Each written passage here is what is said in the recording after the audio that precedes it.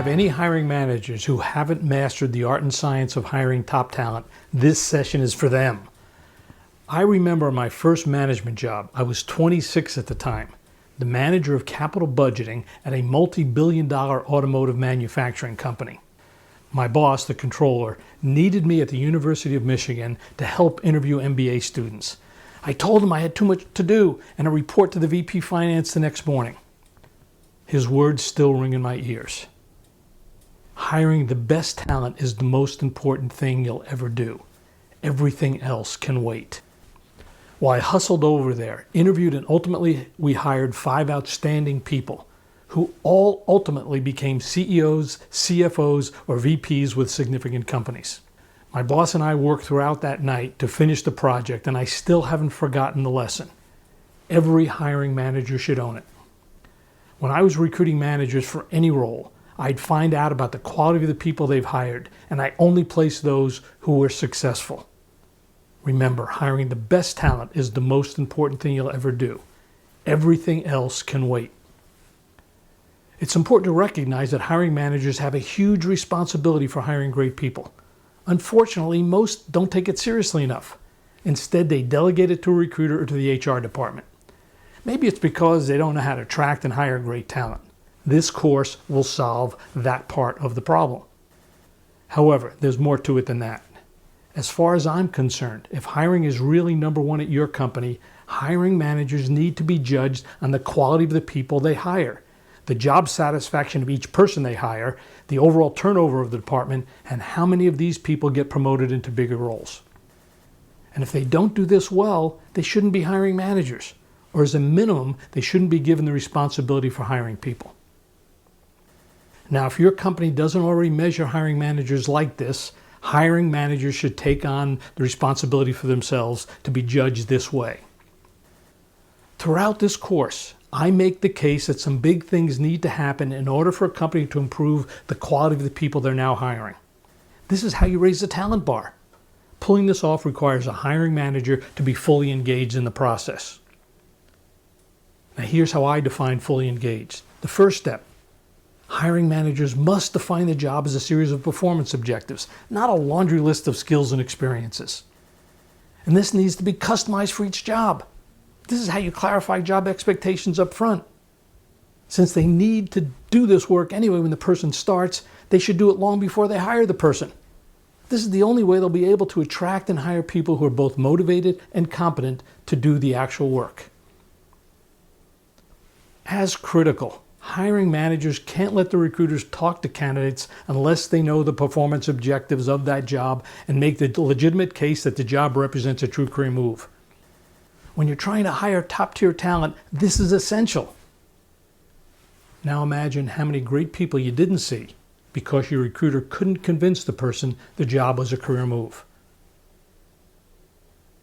As part of hiring top-tier talent, especially those who are passive and need to be recruited, hiring managers must be willing to talk with top-tier people on an exploratory basis who need more information before they'll become serious candidates. Of course, hiring managers must be actively involved in their interviewing and recruiting process. This starts with the first exploratory call, multiple interviews before finalizing the offer, and at least once or twice after the person accepts the offer, but before the person starts. Let me explain the reasoning behind this heavy level of activity.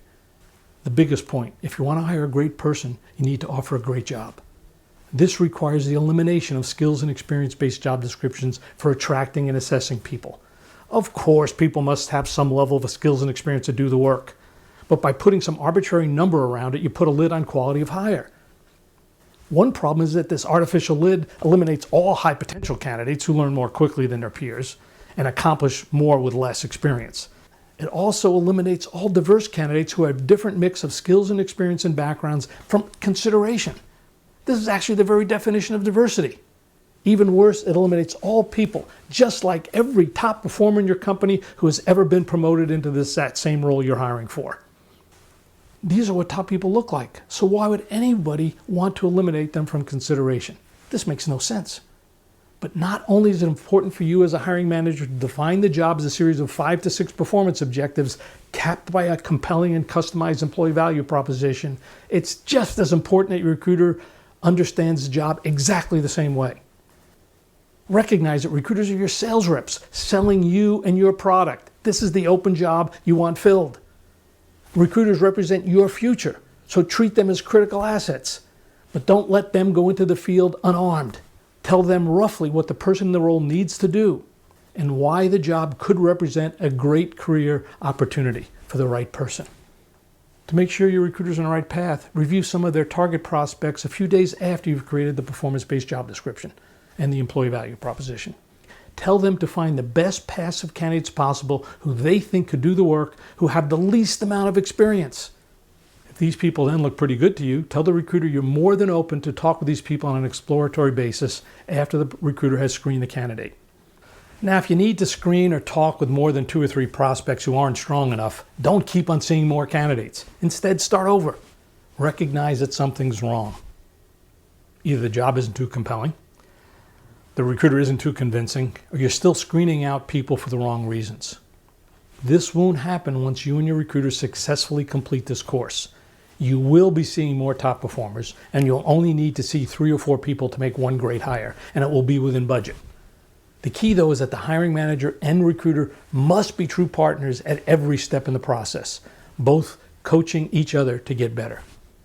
When I'm doing the recruiting, here's the commitment I make to hiring managers. I will find you top-tier people who are both competent and motivated to do the work you need done.